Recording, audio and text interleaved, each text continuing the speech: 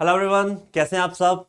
SBI PO का notification आ चुका है। अगर आप बैंक में ऑफिसर लगना चाहते हो और भारत के सबसे बड़े बैंक में ऑफिसर बनना चाहते हैं तो this is the right time. ठीक है, but we have a chance that ये एग्जाम आपके पास मोस्ट प्रॉब्ली मार्च के महीने में हो जाएगा, तो रफली रफली आपके पास 2 महीने बचे हैं। ठीक है, अगले 60 दिन आपको ये तैयारी कैसे करनी है, किस तरीके से करनी है, क्या करना है क्या नहीं करना है, हम वो सब आपको बताएंगे। तो वीडियो के लास्ट तक जुड़े रहिए, बने रहिए हमारे साथ, सो दैट आपको लिए ये अगले कुछ 15-20 मिनट बहुत बहुत इंपॉर्टेंट हो, शायद उससे भी कम हो, लेकिन बहुत इंपॉर्टेंट हो सकते हैं। आप इसको लास्ट तक सुनिएगा, समझिएगा, सो दैट आपको ये पता हो कि आपको अगले 60 दिन में करना क्या। तो मेरा नाम अंशुल है, मैं बहुत स्वागत करता हूं ज्ञानम के ऑनलाइन चैनल पे आपका, जहां पे हम आपको एसबीआई पीओ के बारे में इंफॉर्मेशन देंगे और आपको बताएंगे कि अगले 60 दिन में आप इसकी तैयारी करके कैसे नौकरी पा सकते हैं। तो 60 दिन एग्जाम इन, उसके बारे में हम लोग बात करेंगे। ठीक है जी। तो अगर बात करें इसके प्रीलिम्स की, तो आपके पास जो पैटर्न है उसमें थोड़ा सा चेंज हमें देखने को मिलेगा। इंग्लिश के अंदर आपके पास 40 क्वेश्चंस रहेंगे, 40 मार्क्स के हैं, 20 मिनट में आपको करने हैं। क्वांटिटेटिव एप्टीट्यूड आपके पास 30 मार्क्स का है, 30 क्वेश्चन ही है आपके पास और 20 मिनट्स में ये भी आपको सॉल्व करने हैं। और रीजनिंग एबिलिटी आपके पास 30 मार्क्स की रहेगी, 30 क्वेश्चंस के साथ और 20 मिनट के अंदर। तो 100 क्वेश्चन 100 मिनट और आपको 60 मिनट में ये अटेम्प्ट करने हैं। ठीक है, देखो यार, अगर पहली बात तो यह कि अगर आपका टाइम ही मैनेज नहीं हो रहा है आपके पेपर के अंदर, तो फिर कैसे पेपर क्लियर होगा, है ना। तो सबसे पहले आपको ये चीज अपने माइंड में रखनी होती है कि मुझे इतने सारे क्वेश्चंस के लिए इतना ही टाइम मिला हुआ है, तो मुझे उसका ध्यान रखना है। ठीक है, मुझे उसके अकॉर्डिंग ही तैयारी करनी है। मुझे डे वन से अपने ब्रेन को ट्रेन करना है कि भाई साहब आपको इतनी देर में क्वेश्चन सॉल्व करना पड़ेगा। अगर मैं नहीं कर रहा हूं तो यार मैं अपनी सिलेक्शन खुद ही खा रहा हूं। ठीक है, अगर मैं अपने आप को लेथार्जी में, लेजीनेस में लेके जाऊंगा कि यार हो जाएगा पेपर में, तो कर लेंगे, पेपर में कर लेंगे, नहीं होगा यार, ब्रेन ट्रेंड ही नहीं है उस चीज के लिए।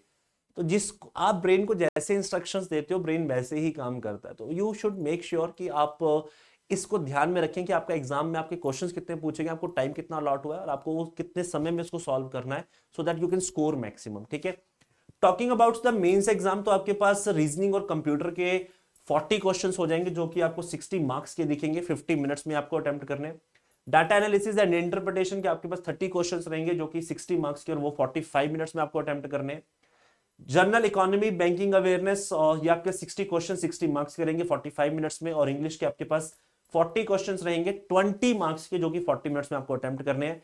तो टोटल आपके पास 170 क्वेश्चंस रहेंगे, 200 मार्क्स के, 3 घंटे में करना, और 50 नंबर का आपके आगे रहेगा डिस्क्रिप्टिव 30 मिनट्स में। तो टोटल 250 मार्क्स का आपका मेंस का एग्जाम है। जब हम आपको प्रीलिम्स की तैयारी करवाते हैं तो आपको मेंस के लिए भी रेडी करते हैं। देखो, तकरीबन तकरीबन तो सारा सिलेबस और टॉपिक सेम रहते हैं, कुछ टॉपिक्स आपके ऐड ऑन होते हैं, जैसे कि जीएस का, बैंकिंग अवेयरनेस का, करंट अफेयर्स का। वो थोड़ा सा एक ट्रिकी पार्ट है, उसको भी हम आपके साथ चलेंगे, आपको बताएंगे कि उसको करना कैसे। ठीक है, फर्स्ट वी शुड फोकस कि हम अगले 60 दिन के अंदर अंदर अपनी प्रीलिम्स की तैयारी कैसे करेंगे। प्रीलिम्स के साथ साथ मेंस को हम लोग कैसे अपने साथ बैलेंस करके चले, सो दैट जब मेंस की बारी आई तो हमें बिल्कुल शुरू से शुरू ना करना पड़े।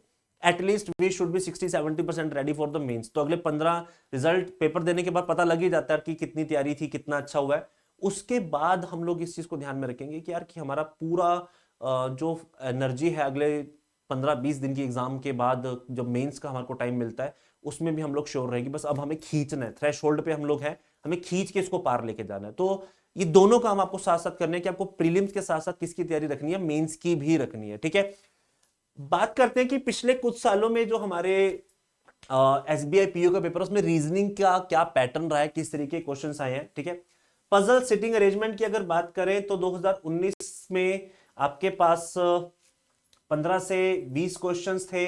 ठीक है, यहां पे 15 से 24 हुए, फिर 15 से 28 आपको 21 में दिखे, फिर 22 में तो काफी सारे क्वेश्चंस 33 तक चले गए थे, लेकिन आपके पास पिछले साल जो पेपर हुए हैं उसमें 18 से 25, यानी यार रफली रफली 20-22 क्वेश्चन तो आपको दिख ही रहे हैं। एक ही टॉपिक ऐसा जो आपका काफी बड़ा वेटेज जो है वो उठा रहा है, आपका आधा पार्ट उठा रहा है ऑलमोस्ट। ठीक है, then we talk about the syllogism, तो 2 से 6 क्वेश्चन आपके पास दिखेंगे, इनइक्वालिटी 3 से 5, कोडिंग डिकोडिंग 0.5। ठीक है, अल्फा न्यूमेरिक यहां पर एब्सेंट चल रही है पिछले 2-3 सालों से, इसका हम ध्यान रखना होगा। ऑर्डर रैंकिंग एब्सेंट चल रहा है। मिसलेनियस 1 से 8 क्वेश्चंस हैं, डायरेक्शंस के 1 से 3 क्वेश्चन दिख रहे हैं, ब्लड रिलेशन में आपके 2 से 4 क्वेश्चन दिख रहे हैं। तो देखो, हर पेपर में ना आपको ध्यान रखना होता है कि आपके पेपर के ड्राइवर्स और कंडक्टर्स क्या क्या है। ठीक है, ड्राइवर्स मींस आपका मेन सब्जेक्ट, और कंडक्टर आपका थोड़ा सा सेकंड मोस्ट प्रेफर्ड सब्जेक्ट। ठीक है, तीसरे तो आपके सवारियां हैं भाई, सवारी को तो लेके जाने की जिम्मेदारी होती है, तो आपको वो सब्जेक्ट जो आपको थोड़ा सा वीक है, जो आपको टेंशन देता है। सिमिलरली टॉपिक के अंदर भी सब टॉपिक होते हैं जो हमारे ड्राइवर्स और कंडक्टर्स होते हैं, ठीक है। जैसे यहाँ पे दिख रहा है कि पजल्स और सीटिंग अरेंजमेंट के बिना तो आपकी गाड़ी चल ही नहीं सकती, तो सीधी बात है यार, ड्राइवर आपका कौन हुआ? पजल्स और सीटिंग अरेंजमेंट। अगले 60 दिन में जितने हो सकते ना उतने ज्यादा पजल सॉल्व करो यार। ये नहीं कहना मैंने 10 सॉल्व कर लिए, मैंने 20 सॉल्व कर लिया, 50 60 70 पुराने नए कहीं से भी निकाल लो यार, कैट मैट किसी के मिले सबके सॉल्व करो। इतने अच्छे सॉल्व करो कि ये टॉपिक ऐसा जब आप पेपर में करने बैठे आपका ब्रेन आपको फट से आंसर निकाल के दे, यार भैया ये मैंने अपना टाइम मैनेज कर लिया, स्पीड मैनेज कर ली, अभी जो पीछे बचे हुए ना अगर इसमें मेरा थोड़ा बहुत टाइम कंज्यूम हो भी रहा है तो मैं क्वेश्चन सॉल्व कर लूँ, so that I can score maximum in my exam, ठीक है। तो आपको सबसे पहले तो अपने टॉपिक्स वो देखने हैं जो आपको सबसे ज्यादा मार्क्स यहां पर प्रोवाइड कर रहे हैं, ठीक है जी। Talking about the weightage of quantitative aptitude, तो डाटा इंटरप्रिटेशन के पिछले साल 10 से आपके पास क्वेश्चन जो रहे हैं वो 10 से 17 के आसपास रहे हैं, पिछले कुछ समय से वही 10-15 की वेटेज है, तो अप्रोक्सीमेट 10-12 क्वेश्चन आपको दिख ही जाते हैं, ठीक है। कैसलेट डीआई जो आपके पास है वो आपको 0.5 के आसपास दिख रही है, ठीक है। नंबर सीरीज आपके पास 5 से 6 क्वेश्चन ले रही है, ठीक है। रॉन्ग नंबर सीरीज 5 क्वेश्चन के आसपास आ रहे हैं। अर्थमेटिक 9 से 15 क्वेश्चन आपको दिख रहे हैं। डाटा सफिशिएंसी 0 से 3, ठीक है। Q1 Q2 questions 0.2, simplification 5 questions और क्वाड्रेटिक इक्वेशन के भी 4 से 6 क्वेश्चन आपको दिख रहे हैं, ठीक है। तो देखो यार फिर से वहां बात आ गई कि कंडक्टर तो भैया यही रहेगा, सॉरी ड्राइवर तो हमारा यही रहेगा, इसमें 3 कंडक्टर हो सकते हैं यार। तो अगर मैं अगले 60 दिन के अंदर सबसे ज्यादा फोकस इन 4 टॉपिक्स पर रखता हूं तो रेस्ट तो I can take myself यार। उसको अगर मैं थोड़ा थोड़ा टाइम देता भी रहूंगा, बीच में 2-2 घंटे 1-1.5 घंटा लगा के कर लिया, प्रीवियस क्वेश्चंस देख लिए, है ना, ट्रेंडिंग क्वेश्चंस देख लिए, तो भी वो एज दे ही जाएंगे यार, है ना। तो आपको स्ट्रेटेजी बनानी है भाई साहब की, देखना है आपको कि कौन से ज्यादा क्वेश्चंस आते हैं, आप उसको कैसे सॉल्व करोगे, with in the time frame कैसे करोगे। 60 दिन में वो इतने परफेक्ट हो जाने चाहिए कि नॉर्मली अगर एक क्वेश्चन को सॉल्व करने में आपको 60 सेकंड लगते हैं यानी 1 मिनट का समय लगता है, तो अगला क्वेश्चन अगली बार जब वो क्वेश्चन करें तो वो आपको 50 सेकंड में सॉल्व हो रहा हो। आप 10 सेकंड सेव कीजिए, वो 10 सेकंड आप लोग यहां पे लगा सकते हैं। एक्स्ट्रा जो टाइम बच रहा है, देखो बैंकिंग एक ऐसा एग्जाम है जहां पे आपके सेकंड सेकंड की कीमत है भाई साहब। और मैं बहुत बच्चों से ऐसे मिला जिन्होंने बताया सर हमें तो लास्ट में 30 सेकंड मिल गए, हमने क्वेश्चन सॉल्व कर दिया। ये बहुत छोटी बात है आपको सुनने में जो लग रही होगी कि 30 सेकंड क्या होता है यार, लेकिन जिसने सॉल्व किया ना उसका 1 नंबर था, जिसने उसका पेपर क्लियर करवाया होगा, है ना, वो 1 नंबर होगा जिसने उसने बाकी कितने लोगों से उसको आगे लेके गया होगा। ये ध्यान रखना है आपको, ये 1 नंबर छोड़ना नहीं है। 30 सेकंड की कीमत है, वहां अंगड़ाइयां लेने का भी टाइम नहीं है आपके पास कि मैं वासी ले रहा हूं, 10 सेकंड गवा दिए मैंने, नहीं। मेक श्योर कि आप हर सेकंड को काउंट करें। यही बैंकिंग की सबसे बड़ी खूबसूरती और उसकी सबसे बड़ी स्ट्रेटेजी है कि आप अपने टाइम की कदर करें। जितनी प्रैक्टिस करते जाओगे उतना आपका टाइम बचता चला जाएगा और वो टाइम आप उन क्वेश्चंस पे कंज्यूम करवा सकते हैं जहां से आपने ज्यादा खींचतान नहीं किया, लास्ट में जाके आप उसको टाइम देकर उसको भी सॉल्व करके अपने मार्क्स को ऐड ऑन कर सकते हैं, ठीक है। सिमिलरली अगर बात करें इंग्लिश की तो यहां पर भी आपको दिखेगा कि रीडिंग कॉम्प्रिहेंशन जो है वो मैक्सिमम वेटेज लेकर बैठा हुआ है, ठीक है, along with the cloze test जो सेकंड मोस्ट इंपॉर्टेंट टॉपिक आपके पास है। बट इंग्लिश की अगर स्ट्रेटेजी की बात करें ना यार, करना तो सब कुछ पड़ेगा। इसमें कंडक्टर ड्राइवर वाला थोड़ा सा केस नहीं लग पाता है, फिर भी अगर आप मेरे से कहेंगे तो मैं कह दूंगा कि ड्राइवर ये है, कंडक्टर ये है। लेकिन इंग्लिश को मैं एक ऐसा सब्जेक्ट मानता हूं जो हमें मैक्सिमम स्कोर करा सकता है, और इंग्लिश तो यार आपको इंप्रूव करनी ही पड़ेगी। बहुत सारे बच्चे जब हमारे पास आते हैं तो मेरे को थोड़ा सा एक दुख उनके लिए होता है, क्योंकि वो कई बार ऐसे एजुकेशन बैकग्राउंड से आते हैं जहाँ उनको बचपन में स्कूल में एजुकेशन में इंग्लिश को इतनी तवज्जो नहीं दी जाती है, वो एमबीडी वाले बच्चे हो जाते हैं बेचारे। मुझे कई बार बड़ा दुख होता है कि एजुकेशन सिस्टम में इतनी डिस्पैरिटी है कि वो बच्चे ऑलरेडी इतने पीछे होते हैं। जिसकी इंग्लिश वीक है ना यार, उसको रीजनिंग और मैथ करने में भी दिक्कत आती है, चाहे उसका मैथ जितना मर्जी फटाकेदार हो, पर कई बार वो लैंग्वेज में फंस जाता है बच्चा और वो अपनी उस पोटेंशियल को यूज नहीं कर पाता। वो न्यूमेरिकली बहुत स्ट्रांग होता है मैथ्स और रीजनिंग में, लेकिन वो इंग्लिश में मार खा जाता है। बट मेरे फ्रेंड, आपको इंग्लिश इंप्रूव करनी पड़ेगी, लगाओ जोर, मत्था मारो यार, भिड़ो। है ना, हमारे हरियाणा में कहावत चलती है कि भैया सांड से भिड़ना तो पड़ेगा, भिड़ेंगे, एक बार भिड़ेंगे पटकेगा, दूसरी बार भिड़ेंगे फिर पटकेगा, तीसरी बार तो साड़ को दाब लेंगे, ठीक है। ये सांड है आपके जीवन का जिसको दाबना पड़ेगा, ठीक है। आपको खींचना है इस सब्जेक्ट को इतना खींचो कि आपको मैक्सिमम स्कोर करें। ये सब बच्चों जिनकी इंग्लिश बहुत अच्छी है वो भी इसको और इंप्रूव करो, उसमें ओवर कॉन्फिडेंट मत हो जाओ यार। ये वो सब्जेक्ट हो सकता है जो आपका बहुत आसानी से आपका ड्राइवर सब्जेक्ट हो सकता है। अगर इसके 40 क्वेश्चंस आपको पेपर में दिख रहे हैं तो यार 35 के आसपास को स्कोर लेके चलो यार, इसका आपका पेपर खड़े पैर एक ही टॉपिक आपका खड़े पैर पेपर क्लियर करवा देगा यार। तो इंग्लिश एक ऐसा सब्जेक्ट है जो आपको बहुत खूबसूरती से खींचना, और उसमें आप ग्रामर के रूल्स रट्टे मत मारो यार। आप लोग बार बार वही नाउन प्रोनाउन पढ़ पढ़ पढ़ के यार नाश मार लेते हो अपना। टॉपिक्स की प्रैक्टिस करो, एरर्स की प्रैक्टिस करो, फिलर्स की प्रैक्टिस करो, आप क्लोज टेस्ट की प्रैक्टिस करो। जब एनालिसिस करते हो, गलतियां देखते हो, तो उसमें देखो आपने कहां पे ग्रामेटिकल मिस्टेक्स की हैं। जो आपको ग्रामर पढ़नी है ना, वो आपको अपनी एनालिसिस में पढ़नी है, आपको रेगुलर ग्रामर नहीं पढ़नी, एनालिसिस में ग्रामर को लेकर जाओ अपनी। जितना एनालिसिस में लेके जाओगे उतना अच्छा है। और कोशिश करो इंग्लिश इंप्रूव करने का बड़ा अच्छा तरीका, दिन में 1 घंटा न्यूज़पेपर पढ़ लिया करो, ठीक है। 30-40 मिनट के अंदर मेन मेन जो है वो पढ़ लिया करो, ताकि आपके करंट अफेयर्स भी हो जाए, आपकी वोकैबुलरी भी इंप्रूव होगी और आपकी इंग्लिश रीडिंग भी अच्छी हो जाएगी, ठीक है।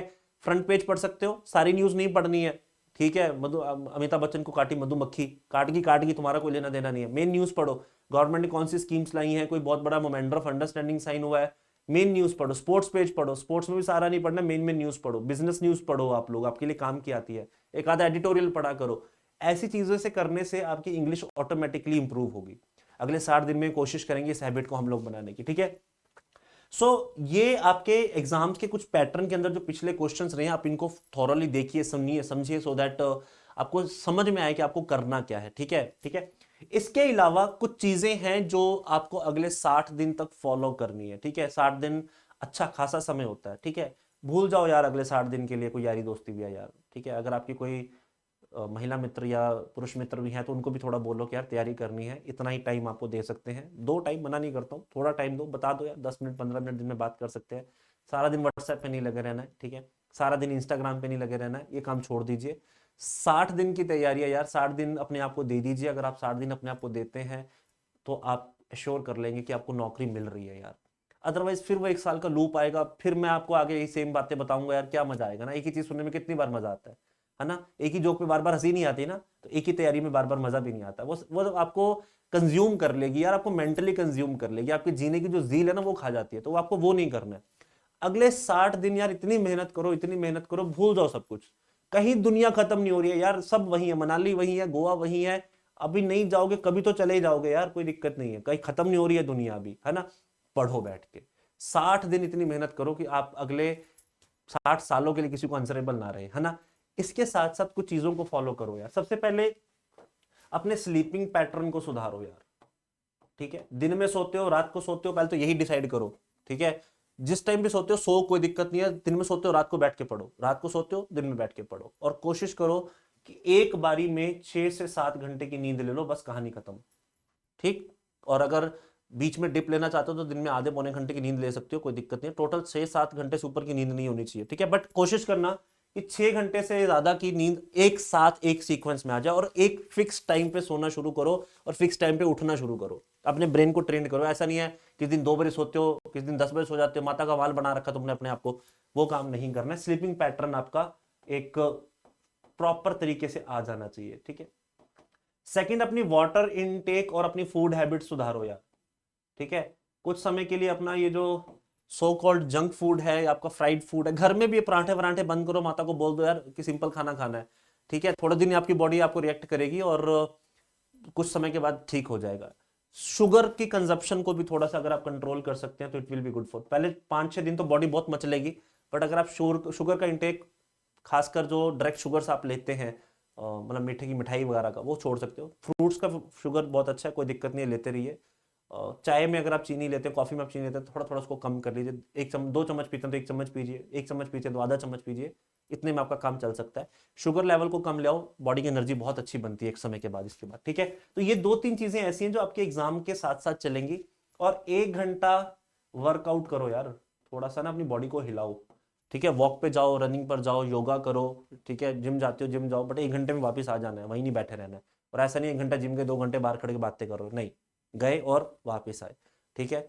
और प्लीज सोशल मीडिया को थोड़ी देर के लिए छोड़ देना यार। आधी दुनिया सोशल मीडिया के चक्कर में स्ट्रेस में चल रही है, दुनिया को पता ही नहीं है, ठीक है। Don't consume that much of data. एक तो सोने से पहले बिल्कुल भी मोबाइल नहीं चलाना है भैया, बिल्कुल मत चलाओ, ठीक है। सोने से पहले जब आप ये चीजें चलते हो, आपका ब्रेन उसको कंज्यूम करता है। आप जब उठोगे तो आपका ब्रेन उतना इफेक्टिवली काम नहीं करेगा जितना उसको करना चाहिए। वो उसके दिमाग में और कुछ भी चल रहा होता है, वो उसको पहले प्रोसेस कर रहा होता है। तो आपका डाटा जो आप उसको नया दे रहे हो पढ़ाई का, वो तो कंज्यूम ही नहीं हुआ उससे।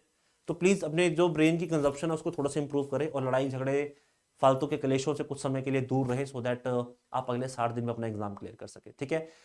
यानम भी आपके लिए 60 दिन का कोर्स लेकर आ रहा है, जो कि 2 जनवरी से स्टार्ट होगा। हम पीओ की तैयारी बिल्कुल शुरू से शुरू करेंगे और एंड तक इसको कंप्लीट करेंगे। एग्जाम के पैटर्न के अकॉर्डिंग, एग्जाम की स्ट्रेटेजी के अकॉर्डिंग चलेंगे। रेगुलर सेक्शनल मॉक टेस्ट और रेगुलर जो आपके फुल लेंथ मॉक हैं वो भी आपके पास इसमें रहेंगे। And we will provide you the kind of the mentorship so that end तक आपका हम हाथ पकड़े और आपको पेपर तक छोड़ कर आए, आपको पेपर क्लियर करवा कर आए, ठीक है। डिस्क्रिप्शन बॉक्स में आपको डेमो लेक्चर्स का लिंक मिल जाएगा, आपको कोर्स के रजिस्ट्रेशन के लिए भी लिंक मिल जाएगा।